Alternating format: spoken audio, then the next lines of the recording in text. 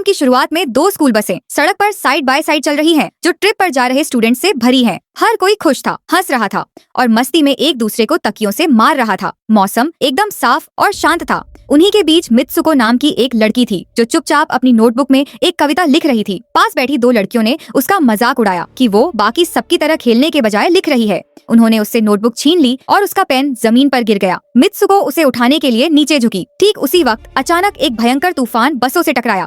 तूफान ने दोनों बसों को बीच से चीर दिया और ऐसा लगा जैसे उसने स्टूडेंट्स के शरीर और दिमाग के भी टुकड़े कर दिए हों। सिर्फ मित्सुको ही जिंदा बची, क्योंकि वो नीचे झुकी हुई थी। जब वो खड़ी हुई तो उसने देखा कि बस की छत उड़ चुकी है और उसकी क्लासमेट्स के शरीर बीच से कट चुके हैं।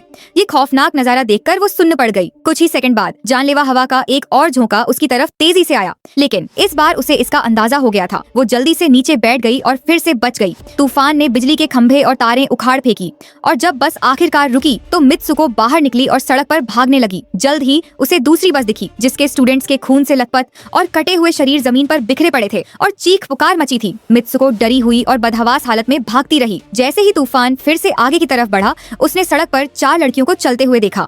उसने उनमें से एक को पकड़ा और तूफान के टकराते ही उसे जमीन पर खींच लिया। बाकी तीन लड़कियां तुरंत मारी गईं। मित्सुको ने खुद को और उस एक लड़की को बचा लिया था, लेकिन कुछ ही पलों बाद वो लड़की कुछ साइकिल सवार लड़कों की मदद करने की कोशिश में मारी गई, जो हवा की चपेट में आ गए थे। मित्सुको एक बार फिर अकेली रह गई। वो तब तक पूरी ताकत से भागती रही जब तक कि वो एक नदी तक नहीं पहुंच गई। वहां उसने पानी में तैरते हुए स्टूडेंट्स की ओर लाशें देखी। उसने नदी में अपना चेहरा धोया, अपनी खून से सनी यूनिफॉर्म के बजाय साफ कपड़े पहने और बिना किसी मंजिल के सड़क पर चलती रही। घंटों चलने के बाद वो एक गर्ल्स स्कूल पहुंची। अजीब बात यह थी कि वहाँ की स्कूल यूनिफॉर्म बिल्कुल वैसी ही लग रही थी जैसी उसने पहनी हुई थी। इससे भी ज्यादा अजीब बात यह थी कि हर कोई उसे जानता था। अभी भी सदमे में मित्सुको ने उस अजीब हवा के बारे में कुछ नहीं कहा, जिसने कुछ देर पहले सबको मार डाला था। तभी उसकी दोस्त आकी मुस्कुराते हुए आई और बोली, चलो अंदर चलते हैं। मित्सुको कंफ्यूज थी। उसे समझ नहीं आ रहा था कि वो और आकी अचानक फिर से एक ही स्कूल में कैसे आ गए। आकी ने चिंता से उसकी तरफ देखा। तुम कांप क्यों रही हो? हम तो हमेशा से यहाँ क्लासमेट्स रहे हैं। जब मित्सुको ने हवा का एक झोंका महसूस किया तो वो जल्दी से नीचे झुक गई, लेकिन इस बार यह सिर्फ एक नॉर्मल हवा थी। कुछ नहीं हुआ। आकी ने गहरी सांस ली। तुम आज अजीब बर्ताव कर रही हो। वो क्लास की तरफ चलते रहे, जबकि मित्सुको जो कुछ भी हो रहा था उसे समझने की कोशिश कर रही थी। बाद में हवा का एक और झोंका आया और मित्सुको फिर से घबरा गई और डर के मारे भागने लगी। आकी ने उसका पीछा किया, उसे शांत करने की कोशिश करते हुए बोली, डरने की कोई बात नहीं है। आखिरकार मित्सुको रिलैक्स होने लगी। यहाँ तक कि टीचर्स भी ऐसा बर्ताव कर रहे थे जैसे मित्सुको हमेशा से वहाँ की स्टूडेंट रही हो। जब वो आकी के साथ अकेली थी तो उसने पूछा, क्या मैं सच में यहाँ की स्टूडेंट हूँ? आकी ने जवाब दिया, बिल्कुल हो। मित्सुको को लगने लगा कि शायद सुबह उसने जो देखा वो सिर्फ एक सपना या वहम था। उसने आकी को उस जानलेवा हवा के बारे में बताया जिसने उसकी क्लासमेट्स को मार डाला था। बोलते हुए वो कांप रही थी। आकी ने धीरे से खिड़की खोली और कहा, देखो, बाहर की हवा बिल्कुल नॉर्मल है, यह तुम्हें नुकसान नहीं पहुंचा सकती।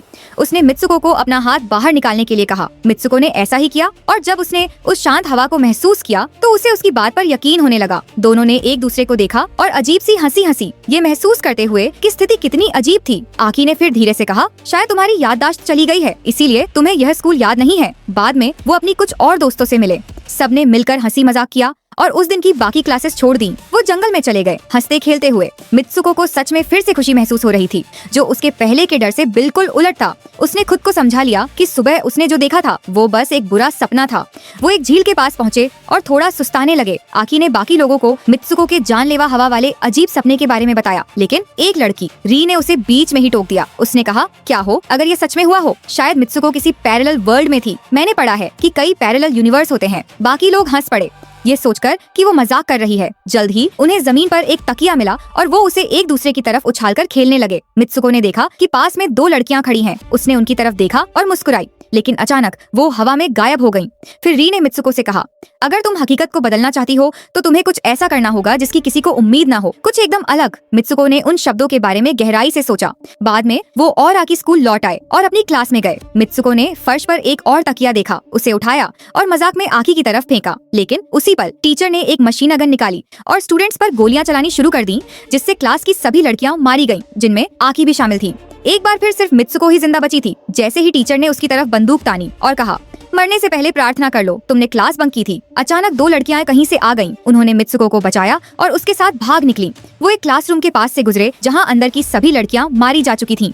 इसलिए वो उसी कमरे में छिप गए। लेकिन तभी एक और टीचर अंदर आई और उसने बची हुई स्टूडेंट्स में से एक को गोली मार दी। एक लड़की ने मुकाबला करने की कोशिश की, लेकिन वो तुरंत मारी गई। उसका संघर्ष वही खत्म हो गया। री ने मित्सुको को पकड़कर भागने में मदद करने की कोशिश की, लेकिन री को गोली लग गई और वो जमीन पर गिर पड़ी। अपनी आखिरी सांस के साथ उसने मित्सुको से कहा, भागो, इससे पहले कि वो तुम तक पहुँचे, भागने की कोशिश करो। मित्सुको कुछ बची हुई स्टूडेंट्स के साथ भागी, जबकि टीचर्स क्लासरूम की खिड़कियों से उन पर गोलियां चला रहे थे। जो भी स्टूडेंट क्लास छोड़कर भागा था उसे मार रहे थे। वो एक भी लड़की को भागने नहीं देना चाहते थे। 5 लड़कियां स्कूल से बाहर निकलने में कामयाब रहीं। उनमें से एक ने मित्सुको की तरफ मुड़कर कहा, तुम्हें सोचना होगा और कुछ करना होगा। ये पूरी चीज तुम्हारे हाथ में है। मित्सुको को समझ नहीं आया कि उसका क्या मतलब था। अचानक वो हवा फिर से वापस आ गई और उनके बीच से गुजरी, जिसने मित्सुको को छोड़कर सभी लड़कियों को मार डाला। एक बार फिर वो बिल्कुल अकेली रह गई थी। वो जानलेवा हवा लगातार उसका पीछा कर रही थी। मित्सुको तब तक काफी दूर तक भागती रही जब तक कि वो शहर नहीं पहुंच गई। वो भीड़ भरी सड़कों पर भागती रही, लेकिन अजीब बात यह थी कि उसने जिसे भी देखा वो एक औरत थी। जब उसे पुलिस स्टेशन का बोर्ड दिखा तो वो मदद के लिए अंदर भागी। अंदर वो एक महिला पुलिस अफसर से मिली। अफसर को लगा कि मित्सुको पागल है, क्योंकि उसने कुछ भी बोलने या यह बताने से मना कर दिया कि वो क्यों रो रही है।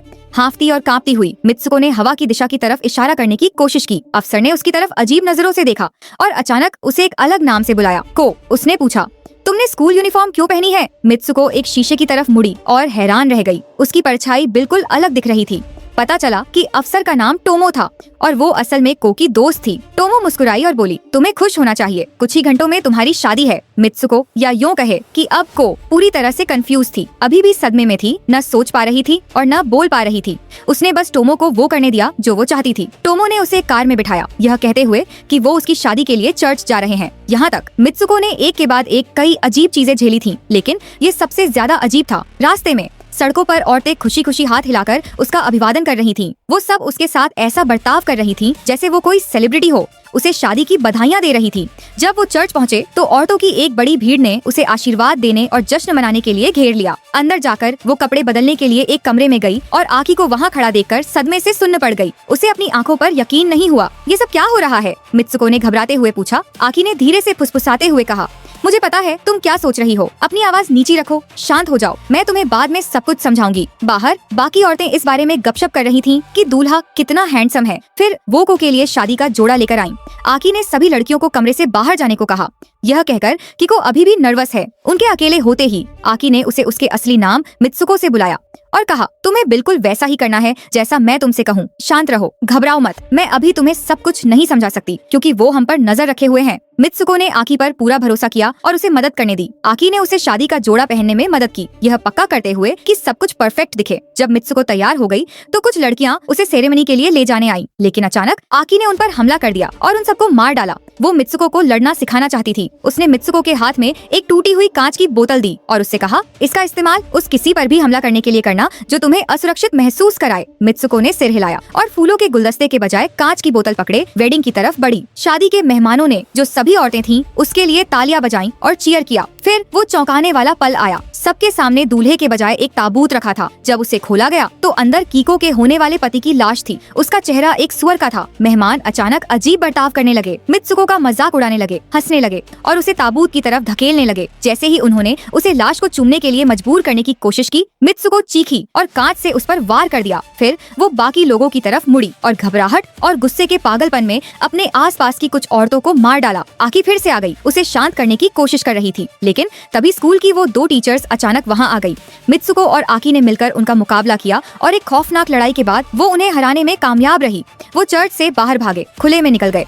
आकी टीचर्स का ध्यान भटकाने के लिए पीछे रुक गई, जबकि मित्सुको आगे भागती रही। तभी स्पोर्ट्स के कपड़े पहने एक लड़की आई और उसने मित्सुको को रोका। उसने उसे एक और नए नाम इजुमी से बुलाया और उससे कहा कि आकर मैराथन में शामिल हो जाए। मित्सुको पास के एक शीशे की तरफ मुड़ी और फिर से दंग रह गई। उसकी परछाई एक बार फिर बदल चुकी थी। अब वो बिल्कुल अलग दिख रही थी और उसने एथलेटिक कपड़े पहने हुए थे। उसका नाम अब इजुमी था, एक मशहूर रेसर जिसे हर कोई प्यार करता था। चीयर करते लोगों की भीड़ ने उसे घेर लिया। वो उसका नाम चिल्ला रहे थे। इजुमी बाकी धावकों के साथ दौड़ने लगी। उनमें से एक ने मुस्कुराते हुए कहा, तुम हमेशा से तेज दौड़ती रही हो, स्कूल के दिनों में भी। इजुमी को समझ नहीं आया कि वो किस बारे में बात कर रहे थे, लेकिन उसने नहीं पूछा। वो अब और कुछ नहीं जानना चाहती थी। उसने बस खुद को एक आजादी से दौड़ती हुई छोटी बच्ची के रूप में याद किया और दौड़ का मजा लेने और आगे बढ़ते रहने का फैसला किया। मैराथन के दौरान उसने अपने स्कूल की क्लासमेट्स को अपने साथ दौड़ते हुए देखा, लेकिन अचानक वो सुअर के चेहरे वाला आदमी और टीचर्स उसका पीछा करते हुए आ गए। इजुमी के साथ दौड़ रही लड़कियों ने उसे चिल्लाकर कहा, हिम्मत रखो, तुम अकेली हो जो इस दुनिया से बचकर निकल सकती हो।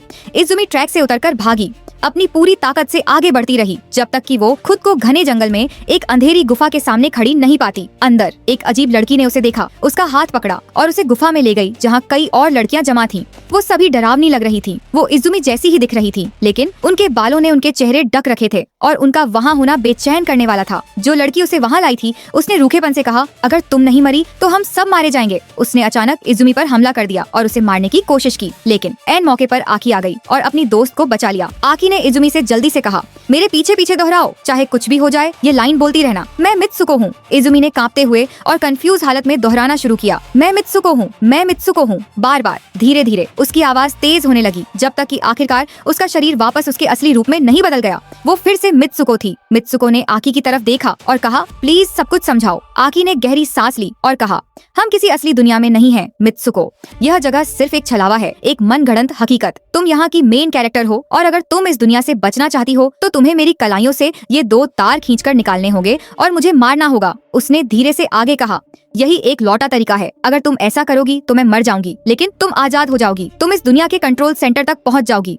मित्सुको ने रोते हुए अपना सिर हिलाया और मना कर दिया, नहीं, मैं तुम्हें चोट नहीं पहुंचा सकती। आकी ने उसे एक पेन से थप्पड़ मारा और चिल्लाई, करो, कोई और रास्ता नहीं है। रोते हुए मित्सुको को उसकी बात माननी पड़ी। उसने दोनों तारों को पकड़ा और खींचकर निकाल दिया। आकी का शरीर भयानक तरीके से बीच से 2 हिस्सों में कट गया और वो तुरंत मर गई। उसी पल मित्सुको आखिरकार आजाद हो गई। उसने अपनी आंखें खोली और खुद को पहली बार एक रेस्टोरेंट में खड़ा पाया जो आदमियों से घिरा हुआ था। हैरान होकर वो और अंदर गई। उसका दिमाग घूम रहा था। तभी उसका ध्यान दीवार पर लगे एक पोस्टर पर गया। उस पोस्टर में 3 चेहरे थे, मित्सुको, को और इजुमी।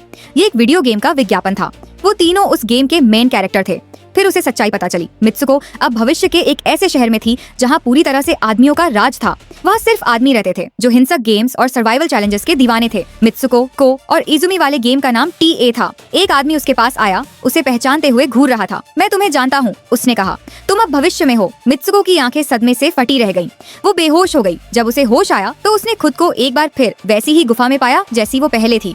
अंदर गेम के सभी कैरेक्टर्स थे जिनके शरीर बेजान पुतलों की तरह रखे हुए थे। जैसे ही वो और अंदर गई, उसने एक बूढ़े आदमी को एक बड़ी स्क्रीन के सामने बैठकर मित्सुको के कैरेक्टर का इस्तेमाल करके TA गेम खेलते हुए देखा। वो उसकी तरफ मुड़ा और बोला, उस बात को 15 साल हो चुके हैं। जब तुम हाई स्कूल में थी तो मैं तुम्हें बहुत पसंद करता था। तुम्हारे मरने के बाद मैंने तुम्हारा और तुम्हारी दोस्त का DNA लिया और तुम्हारी 3D कॉपियां बना ली।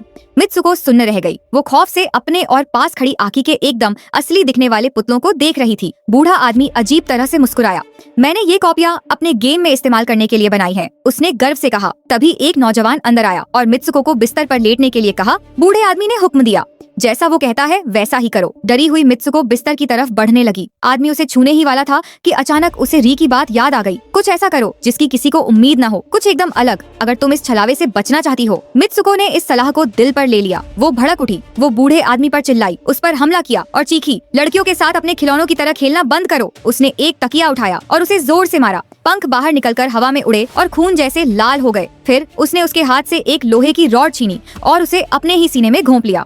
बूढ़ा आदमी सदमे से चिल्लाया क्योंकि उसकी मौत पूरा गेम तबाह कर देगी। और बिल्कुल ऐसा ही हुआ। तीनों कैरेक्टर्स मित्सुको, को और इजुमी मर गईं और गेम की दुनिया खत्म हो गई। मित्सुको आखिरकार आजाद थी, असली दुनिया में जिंदा थी। और इसी के साथ कहानी खत्म होती है। लाइक बटन दबाना ना भूले और अगर आपको ये वीडियो पसंद आए तो ऐसे और मूवी एक्सप्लेनेशन के लिए चैनल को सब्सक्राइब करें।